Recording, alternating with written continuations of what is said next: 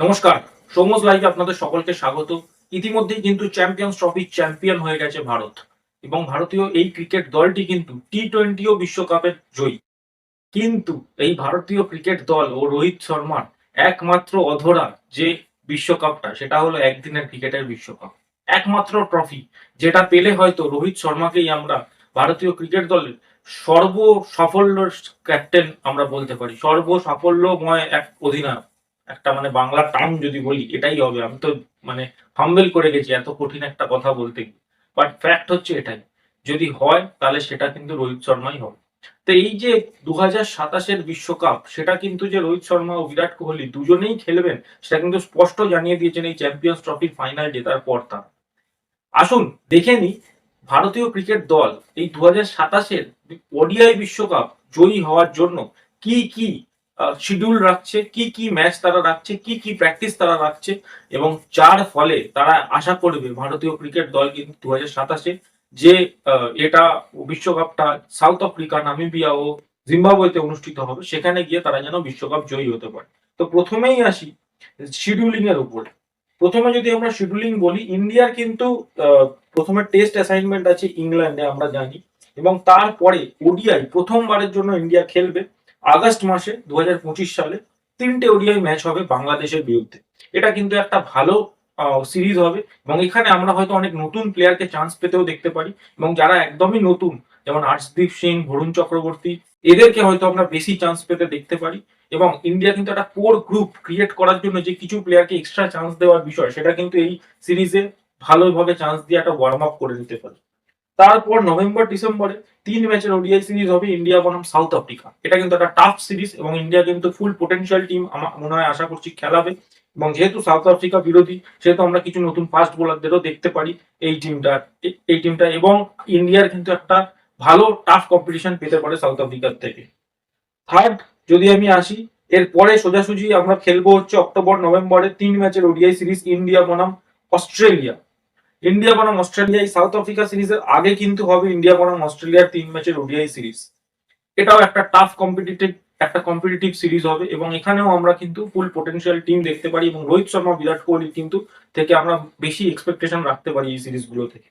এরপরে যে সিরিজটা হবে সেটা হলো জানুয়ারি 2026-এ ইন্ডিয়া বনাম নিউজিল্যান্ড। খুবই টাফ সিরিজ আর নিউজিল্যান্ড একমাত্র দল যারা কিন্তু ইন্ডিয়াকে বাইল্যাটারাল সিরিজেও রীতিমতো কম্পিটিশন দেয়।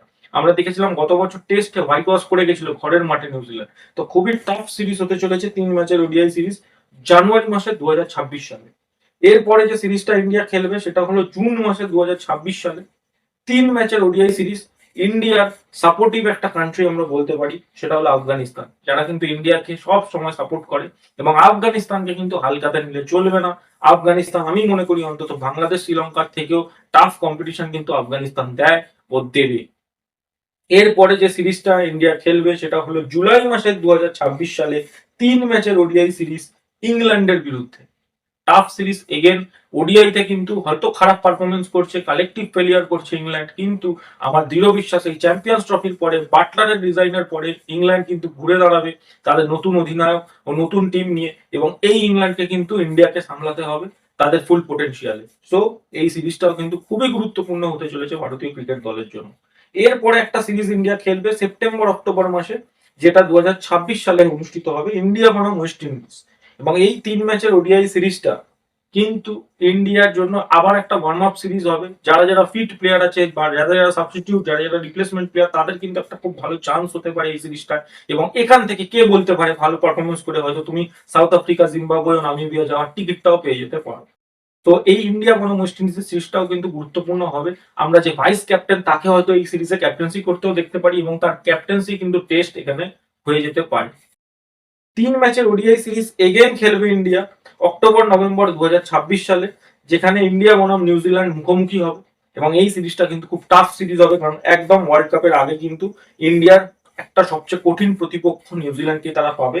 অক্টোবর নভেম্বর 2026 সালে কিন্তু এই সিরিজটা হবে 3 ম্যাচের ওডিআই সিরিজ এবং সর্বশেষ ডিসেম্বর মাসে 2026 সালে 3 ম্যাচের ওডিআই সিরিজ খেলবে ইন্ডিয়া ও শ্রীলঙ্কা।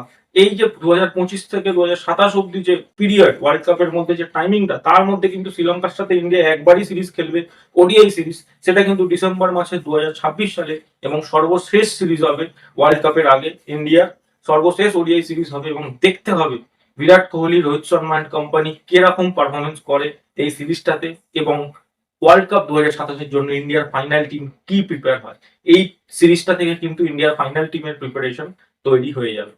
সো এই ছিল ইন্ডিয়ার পদযাত্রা ওয়ার্ল্ড কাপ 2027 তোলার জন্য। এই ভিডিওটা আপনাদের কেমন লাগলো অবশ্যই জানান। আমার কাছে ভেনিউর ডিটেলসটা নেই, কোন ভেনিউতে কোন সিরিজটা খেলা হবে আমার কাছে এক্সাক্ট ডিটেলস নাই। আমার কাছে আছে শুধু ডেটের ডিটেলসটা, যে কোন ডেটে কোন সিরিজটা খেলা হবে, এই ডিটেলসটা কিন্তু আমার কাছে আছে। সো আমি সেটা আপনাদের সাথে শেয়ার করলাম। ইন্ডিয়া কি 2027-এর বিশ্বকাপ তুলতে পারে সেটাই দেখবার বিষয়। রোহিত শর্মা কি 2027-এর বিশ্বকাপ তুলে ইন্ডিয়া সর্বশ্রেষ্ঠ ক্যাপ্টেন হতে পারে কিনা সেটাও দেখবার একটা বিষয়। তো এই নিয়ে আমার এই ভিডিওটা ছিল। ভিডিওটা ভালো লাগলে অবশ্যই ভিডিওটা লাইক করে দেবেন, কমেন্ট করে জানাবেন আপনাদের এর মধ্যে থেকে কোন সিরিজটা সবচেয়ে টাফ মনে হচ্ছে, ও ইন্ডিয়ার 2027-এর প্রবাবল টিম কি হতে পারে। ও অবশ্যই চ্যানেলে যদি নতুন হয়ে থাকেন চ্যানেলটাকে সাবস্ক্রাইব করে দেবেন। এই চ্যানেলে কিন্তু ক্রিকেট রিলেটেড কন্টেন্ট আসতেই থাকে। এই বলে আমি ভিডিওটা শেষ করছি। ধন্যবাদ।